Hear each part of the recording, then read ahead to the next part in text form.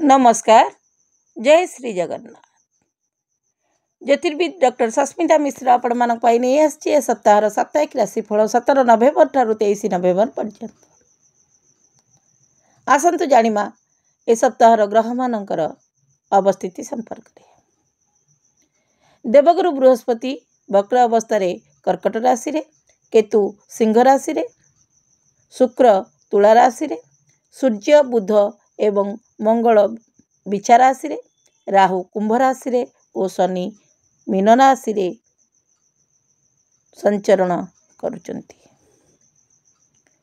ए सप्ताह रे मनर कारक चंद्रमा 17, 18, 19 तारिख रे तुला राशि रे, 20, 21 तारिख रे नीचस्थ होई विचार राशि रे चलन करिवे।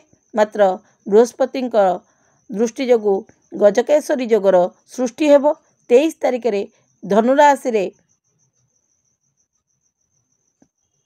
संचरण करिवे। केतुंक दृष्टि रहिबो। आसंतु जानिमा ग्रह मानकर गोचर रे अवस्थिति अनुसार मेष ठारू मीन पर्यंत 12 गोटी राशि रे कि प्रकार प्रभाव रहिबो से विषय रे। कालपुरुषर प्रथम राशि मेष राशि। नवेम्बर 17, 18 और 19 तारिख रे मेष राशि रे चंद्रमा सप्तम भाव रे गोचर करिवे। सप्तम भाव रु आमे दाम्पत्य सुख विचार करे। मेष राशि जातकंकर एही समय रे वृत्ति व्यवसाय रे सफलता मिलिबो, आय रे वृद्धि पाइबो, सामाजिक मान सम्मान वृद्धि पाइबो, जीवन साथी स्वास्थ्य रे पूर्वरु थिबा समस्या दूर हेबो, संपत्ति संबंधी कार्य रे सफलता हासिल करिवे, विदेश यात्रा रे थिबा बाधा दूर हेबो, अविवाहित मानकर विवाह प्रस्ताव आसी पारे, संतान सुख लाभ करिवे, शुभ संवाद मिलिबो, दाम्पत्य जीवन रे पूर्वरु थिबा मतभेद दूर हेबो, दाम्पत्य जीवन सुखमय। 20, 21, 22 तारिख रे चंद्रमा अष्टम भाव रे गोचर करिवे।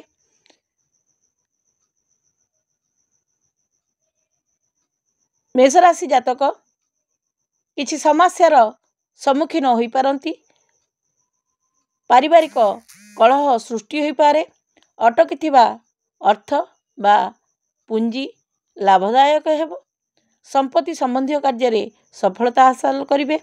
मात्र मातांक स्वास्थ्य रे समस्या सृष्टि होई पारे, सेतिपाई मानसिक अस्थिरता देखा देबो।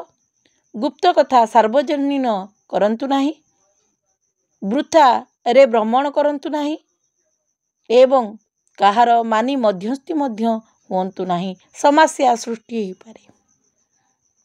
कथारे अछि अमिनी जामिनी मध्यस्थी नाही करिचंती अगस्ती, तेणु मध्यस्थता मध्य करंतु नाही, आंगुली उठी पारे। 23 तारिख रे चंद्रमा नवम भाव बा भाग्य भाव रे गोचर करिवे।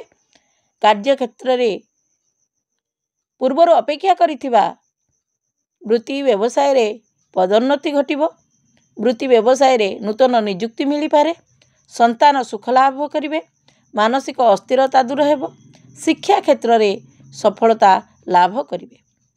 सप्ताहर प्रत्येक दिन को शुभमय करिवा पाई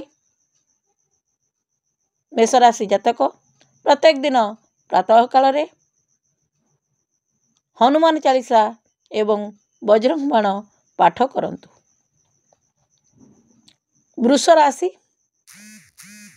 राशि रे नवेम्बर 17, 18, 19 तारिख रे चंद्रमा षष्ठ भावस्थ होई गोचर करिवे। पूर्वरु थिबा ऋणरु षष्ठ भावरु रोग रिपु ऋण संबंध रे विचार करा जाए। पूर्वरु थिबा करजरु मुक्ति होबा पाई चिंता करिवे। पूर्वरु थिबा संपर्क रे सुधार आसीबो। गुप्त कथा को सार्वजनीन करंतु नाही, आलस्य ठारू निजकु दूरेई रुहंतु, अर्थ देन करंतु नाही, समस्या सृष्टि होई पारे। विदेश यात्रा रे शुभ संवाद लाभ करिवे। 20, 21, 22 तारिख रे चंद्रमा सप्तम भाव विचार करा जाए। सप्तम भाव रु आमे दाम्पत्य सुख विचार करिबा। जीवन रो गुरुत्वपूर्ण निष्पत्ति नेबाकू पड़ी पारे। मात्र एई समय जीवन रो गुरुत्वपूर्ण निष्पत्ति नियंतु नाही, धैर्य धरंतु। भाई भौणी मध्य पैतृक संपत्ति विवादर अवसान हेब। अविवाहित मानकर विवाहर प्रस्ताव आसी पारे। कार्यक्षेत्र रे सफलता लाभ करिवे।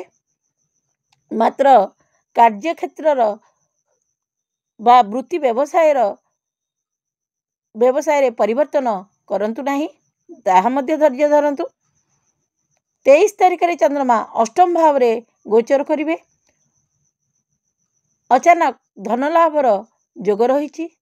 जीवनर गुरुत्वपूर्ण निष्पत्ति ए समय नहीं पारंती। आर्थिक क्षेत्र रे उन्नति घटिब। वृत्ति व्यवसाय रे परिवर्तन जोग रही। अर्थ संचय करिवे। आय रे वृद्धि पाइब। ससुरालय पक्षरु सम्मान वृद्धि पाइबे। प्रेम संपर्क रे मध्य सुधार आसिब। पारिवारिक कलह प्रति सावधान रहंतु, सृष्टि होई पारे। आईन अदालत मामलारू मुक्त होई पारंती। सप्ताह प्रत्येक दिन को शुभप्रयोग करबा पाई वृष राशि जातक प्रत्येक दिन प्रातः काल रे माता भगवती को आराधना करंतु एवं शिव चालीसा पाठ करंतु। मिथुन राशि रे 17, 18, 19 नवेम्बर रे चंद्रमा पंचम भाव रे गोचर करिवे। पंचम भावरु ज्ञान, संतान, प्रेम, कला आदि को विचार करा जाए। समय अनुकूल। मिथुन राशि जातक ए समय रे प्रेम व्यापार रे सफलता अर्जन करिवे। शिक्षा क्षेत्र रे सफलता मिलिबो। संपर्क रे सुधार आसिबो। पूर्व अटकी थिबा अर्थ लाभ करिवे। कार्य क्षेत्र रे पूर्व थिबा आर्थिक समस्या दूर हेबो। विवाह प्रस्ताव आसी पारे। विदेश यात्रा रे सफलता लाभ करिवे। भाई भौणी ठारू आर्थिक सहयोग मिलिबो। मानसिक शांति लाभ करिवे। प्रतियोगी परीक्षा रे सफलता हासिल करिवे। 20, 21, 22 तारिख रे चंद्रमा चतुर्थ भाव रे गोचर करिवे। चतुर्थ भावरु भूमि, भवन, वाहन आदि भौतिक सुखर विचार करा जाए। बुझी विचारी जीवन रे निष्पत्ति नियंतु, तरबर हुंतु नाही, धैर्य धरंतु। वृत्ति व्यवसाय रे आय रे वृद्धि घटिबा सहित परिवर्तनर जोग देखा जिवो। मात्र कार्य क्षेत्र रे परिवर्तन करंतु नाही, धैर्य धरी अपेक्षा करंतु। समय अनुसार सबु समाधान हेबो। विदेश यात्रा रे सफलता लाभ करिवे। नूतन नियुक्ति मिली पारे। माता को स्वास्थ्य समस्या रे उन्नति घटिबो। पिता को सहयोग लाभ करिवे और संपत्ति संबंधी कार्य रे मध्य सफलता मिलिबो। मानसिक अस्थिरता दूर हेबो। प्रतियोगी परीक्षा रे विद्यार्थी सफलता लाभ करिवे। 23 तारिख रे चंद्रमा तृतीय भाव रे गोचर करिवे। तृतीय भाव पराक्रम भाव। मानसिक शांति मिलिबो। आत्मविश्वास रे वृद्धि हेबो। वृत्ति व्यवसाय रे परिवर्तन करि पारंती। जीवन साथी को स्वास्थ्य रे उन्नति घटिबो। ता सहित जीवन साथी आय रे मध्य वृद्धि पाइबो। पिता को सहयोग लाभ करिवे। पूर्व थिबा स्वास्थ्य समस्या दूर हेबो। सप्ताह प्रत्येक दिन को शुभमय करबा पाई मिथुन राशि जातक प्रत्येक दिन प्रातः काल रे गणेश चालीसा पाठ करंतु। परवर्ती राशि कर्कट राशि। कर्कट राशि रे 17, 18, 19 तारिख रे चंद्रमा चतुर्थ भाव रे गोचर करिवे। चतुर्थ भाव भूमि, भवन, मातृ सुखर भाव। वृत्ति व्यवसाय रे नूतन नियुक्ति मिली पारे। नूतन योजना कार्यकरी होई पारे। माता को स्वास्थ्य रे पूर्व थिबा समस्या दूर हेबो। पैतृक संपत्ति विवाद र समाधान घटिबो। पिता को सहयोग लाभ करिवे। सामाजिक मान सम्मान वृद्धि पाइबो। पिता को स्वास्थ्य रे मध्य उन्नति घटिबो। कोड़े 21 22 तारीख में चंद्रमा पंचम भाव में गोचर करेंगे। स्वास्थ्य समस्या सृष्टि हो पारे। गुप्त षड्यंत्रकारी सावधान रुहंतु। वृत्ति व्यवसाय रे एकाग्रता रखंतु। भाई भौणी सहित मतभेद ठारू दूरे रुहंतु। मतभेद सृष्टि हो पारे बा संपर्क रे मध्य फाट सृष्टि हो पारे।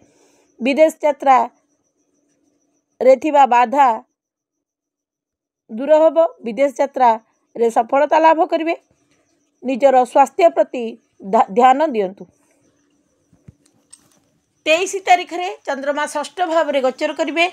षष्ठ भाव रोग रिपु ऋणर विचार करा जाए। पूर्वर करिथिबा ऋण रु मुक्त हो पारंती। गुप्त शत्रु भय दूर हेबो। मानसिक शांति लाभ करिवे। अटकिथिबा अर्थ मध्य मिलिबो। संतान सुख लाभ करिवे। सप्ताहर प्रत्येक दिन को शुभमय करने पाई कर्कट राशि जातक प्रत्येक दिन प्रातः काल शिव चालीसा पाठ करंतु। सिंह राशि 17, 18, 19 नवेम्बर रे चंद्रमा तृतीय भाव में गोचर करेंगे। मानसिक शांति मिलिबो। भाग्यर सहयोग मिलिबो। विशिष्ट व्यक्ति संपर्क रे आसिबे। भाई भौणी मध्य थिबा मतभेद दूर हेबो। पूर्वर अटकिथिबा अर्थ लाभ करिवे। आत्मविश्वास रे वृद्धि पाइबो। कार्यक्षेत्र रे उच्च अधिकारी सहयोग मिलिबो। 20, 21, 22 तारीख रे चंद्रमा चतुर्थ भाव में गोचर करेंगे। वृत्ति व्यवसाय रे नूतन नियुक्ति मिल पारे। विदेश रे कर्म नियुक्ति लाभ करिवे। पूंजी निवेश करंतु नाही। वाद विवाद ठारू निजको दूरे रखंतु। काहा उपरे भरोसा करंतु नाही। निज उपरे भरोसा करंतु। अन्यर प्ररोचना रे पड़ी दुर्नीति रे संपृक्त हुअंतु नाही। समस्या रे पड़ी पारंती। 23 तारीख रे चंद्रमा पंचम भाव में गोचर करेंगे। संतान सुख मिलिबो। विदेश रे शिक्षार सुजोग मिलिबो। संपर्क रे सुधार आसिबो। आय रे वृद्धि घटिबो। अविवाहित मानकर विवाहर जोग सृष्टि हेबो। भाई भौणी सहित संपर्क रे सुधार आसिबो। संतान पक्षरे चिंता दूर हेबो। वाणी को निजर नियंत्रण करंतु। मनर भावना को नकारात्मक भावना ठारू दूरे रखंतु। प्रतियोगी परीक्षा रे विद्यार्थी सफलता हासिल करिवे। सप्ताहर प्रत्येक दिन को शुभमय करने पाई सिंह राशि जातक प्रत्येक दिन प्रातः काल रे हनुमान चालीसा और बजरंग बाण पाठ करंतु। प्रातः काल रे सूर्य महाग्रह को अर्घ्य अर्पण करंतु। कन्या राशि 17, 18, 19 तारीख रे चंद्रमा द्वितीय भाव में गोचर करेंगे। जीवन में गुरुत्वपूर्ण निष्पत्ति नहीं पारंती। आत्मविश्वास रे वृद्धि पाइबो। निजर विश्वास को निजको विश्वास करंतु। वाणीर नियंत्रण रखंतु। अविवाहित मानकर विवाह जोग सृष्टि हेबो।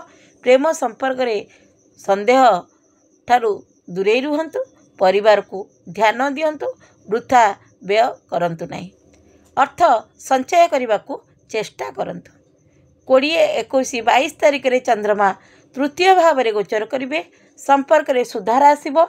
विशिष्ट व्यक्ति संपर्क रे आसिबे। कार्यक्षेत्र रे उच्च अधिकारी सहयोग मिलिबो। पदोन्नति घटिपारे। विदेश यात्रा रे थिबा बाधा दूर हेबो। स्वास्थ्य समस्या मध्य दूर हेबो। 23 तारीख रे चंद्रमा चतुर्थ भाव में गोचर करेंगे। भूमि भवन वाहन सुख मिलिबो। कार्यक्षेत्र रे नूतन नियुक्ति लाभ करिवे।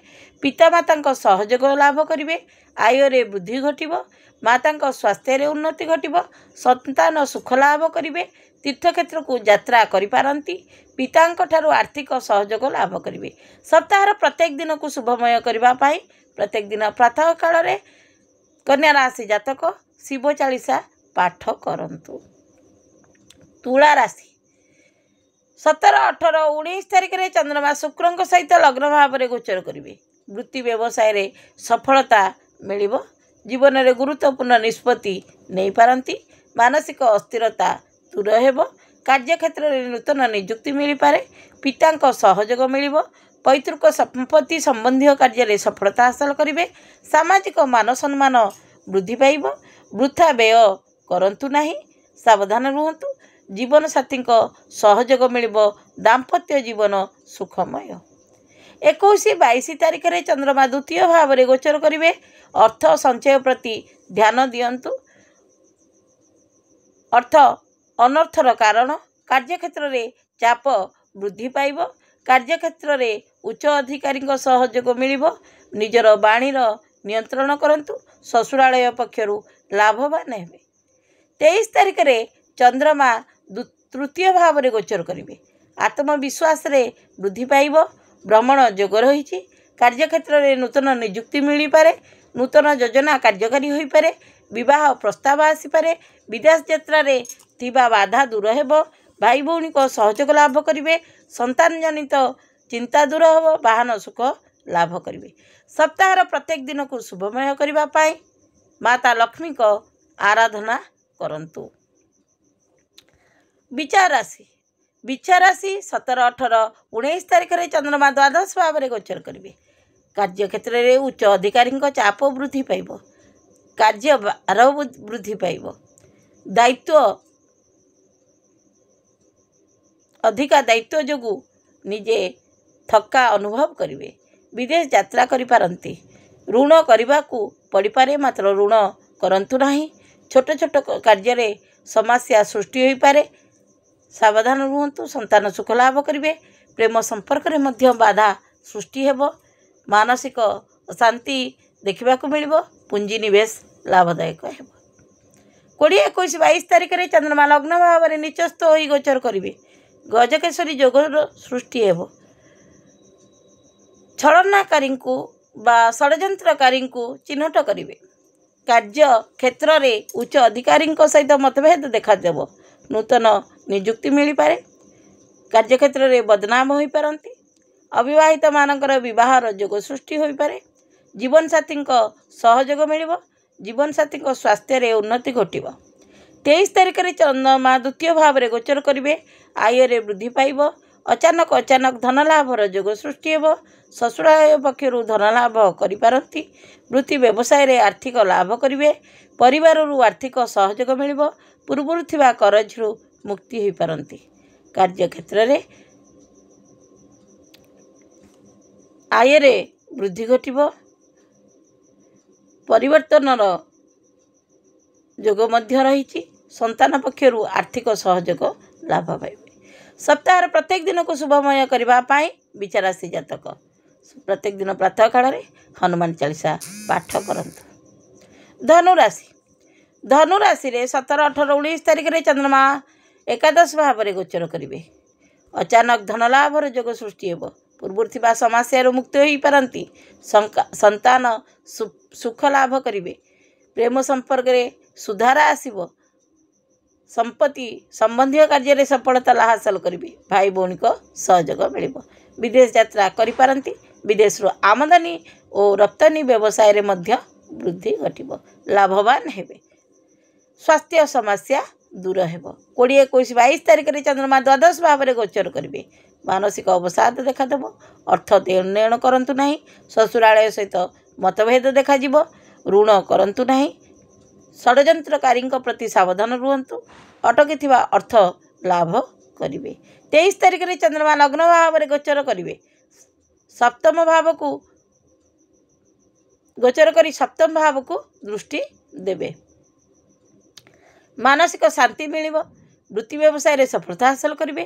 तीर्थ स्थान को भ्रमण करिपारंती। आय रे वृद्धि घटिब। ता सहित परिवर्तन जोग मध्य सृष्टि हेब। आईन अदालत मामला रे संपृक्त होइतिले सेथुर मध्य मुक्त हेबे। जीवन साथी सहयोग मिल। भूमि भवन वाहन आदि सुख लाभ करेंगे।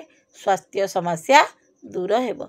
सप्ताहर प्रत्येक दिन को शुभमय करने धनुराशि जातक सप्ताहर प्रत्येक दिन प्रातः काल रे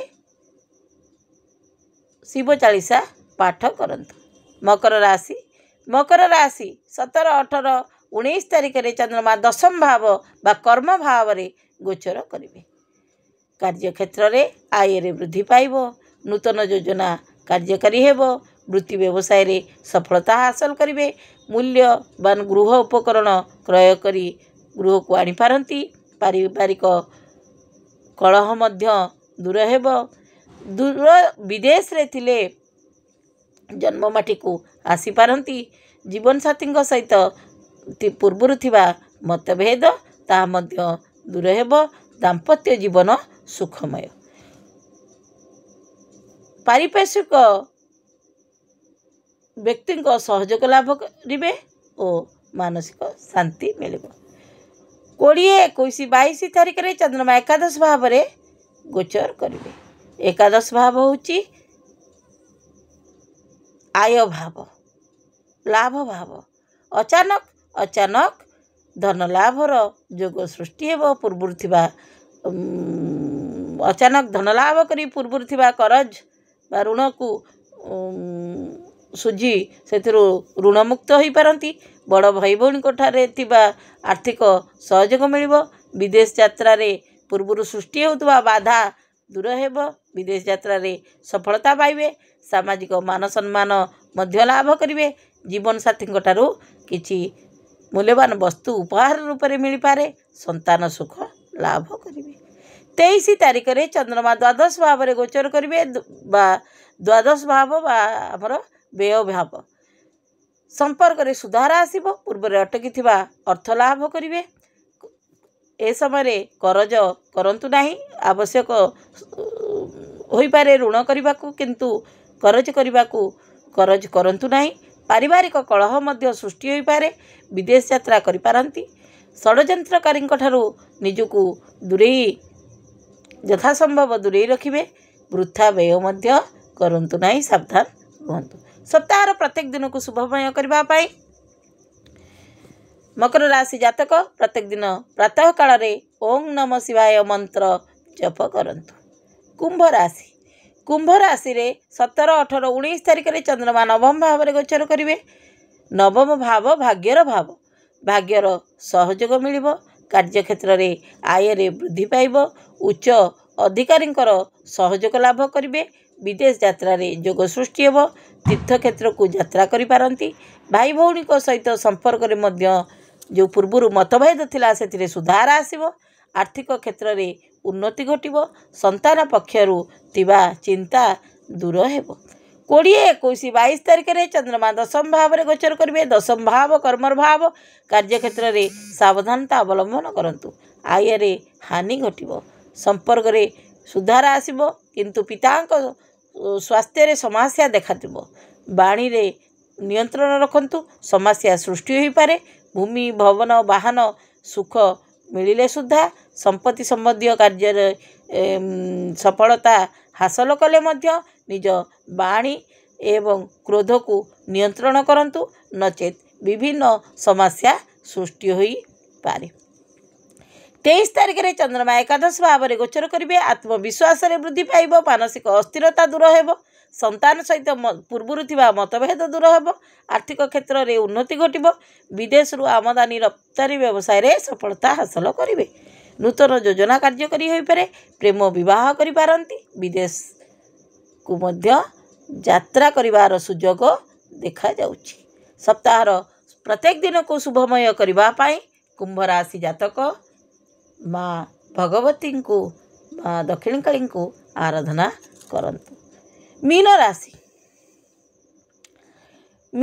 रे 17, 18, 19 तारिख में चंद्रमा अष्टम भाव में गोचर करेंगे। अचानक धन लाभर जोग सृष्टि हेब। आत्मविश्वास वृद्धि पाइब। भ्रमण रे यात्रा करि पारंती। ससुरालय सहित मतभेद देखादेव। संतान चिंता लगी रहिबो। वृथा व्यय करंतु नाही। निजको वाद विवाद ठारू दूरेई रखंतु। 20, 21, 22 तारिख में चंद्रमा नवम तथा भाग्य भाव में गोचर करेंगे। कार्यक्षेत्र में उच्च अधिकारी सहयोग मिल। आत्मविश्वास वृद्धि पाइब। अविवाहित मानकर विवाहर जोग सृष्टि हेब। विदेश यात्रा रे बाधा सृष्टि हेब। आर्थिक क्षेत्र में सावधान रुहंतु। अटकी थिबा अर्थ लाभ करेंगे। किछि उपहार मध्य मिल पारे। भ्रमणर जोग सृष्टि हेब। 23 तारिख में चंद्रमा दशम भाव में गोचर करेंगे। कार्यक्षेत्र में नूतन नियुक्ति मिल पारे। भूमि भवन वाहन सुख लाभ करेंगे। गृह प्रवेश करिवार अपूर्व सुजोग आसिब। संतान सुख लाभ करिवे। विदेश रे शिक्षा लाभर सुजोग पाइबे। आय मध्य वृद्धि पाइब। संपत्ति संबंधी कार्य रे सफलता हासिल करिवे। सप्ताहर प्रत्येक दिन को शुभमय करबा पाई प्रत्येक दिन प्रातः काल रे ओम नमः भगवते वासुदेवाय मंत्र जप करंतु। ए थिला मेष ठारू मीन पर्यंत ए सप्ताहर साप्ताहिक राशिफल। साप्ताहिक राशिफल कार्यक्रमटी जदि आपण मानंकु भल लागि थाए ताहले लाइक शेयर सब्सक्राइब करने को आदौ भूलंतु नहीं। नमस्कार। जय श्री जगन्नाथ।